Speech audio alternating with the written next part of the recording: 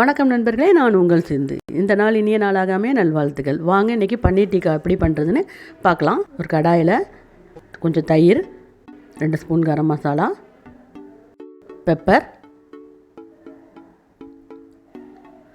இஞ்சி பூண்டு பேஸ்ட்டு,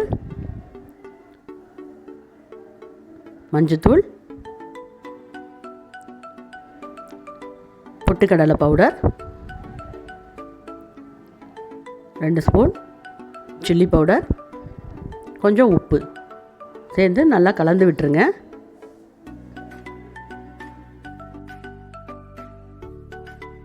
இதில் நம்ம வெட்டி வச்சுருக்க ஆனியன், குடமிளகா, பன்னீர் எல்லாத்தையும் ஒன்றா சேர்த்து கலந்து விட்டுட்டு ஒரு அரை மணி நேரம் ஊற விட்டுறலாம்.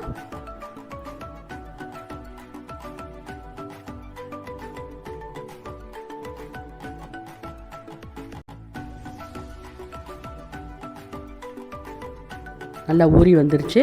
இப்போது இந்த மாதிரி ஒரு ஸ்கியூவர்ஸ் குச்சி எடுத்துக்கோங்க. அதில் ஸ்டெப் பை ஸ்டெப்பாக எல்லாத்தையும் சேர்த்துட்டு வாங்க. அப்படி இந்த குச்சி கிடைக்கலனா கூட டூத்பிக்கில் கூட நீங்கள் யூஸ் பண்ணிக்கலாம்.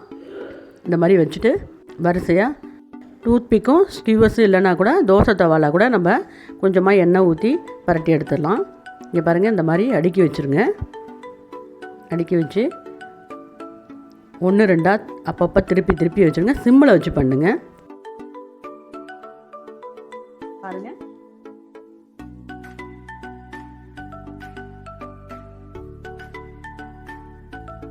அப்பப்போ இந்த மாதிரி பரட்டி விட்டுடுங்க.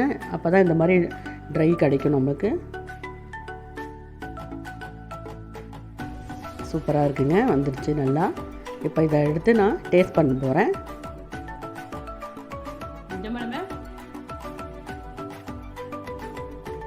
என்னோட இந்த ரெசிபி உங்களுக்கு பிடிச்சிருந்துச்சுன்னா லைக் பண்ணுங்கள், கமெண்ட் பண்ணுங்கள், ஷேர் பண்ணுங்கள். நீங்களே வீட்டில் செஞ்சு பார்த்துட்டு எனக்கு கமெண்ட் பண்ணுங்கள். நன்றி, வணக்கம், பாய்.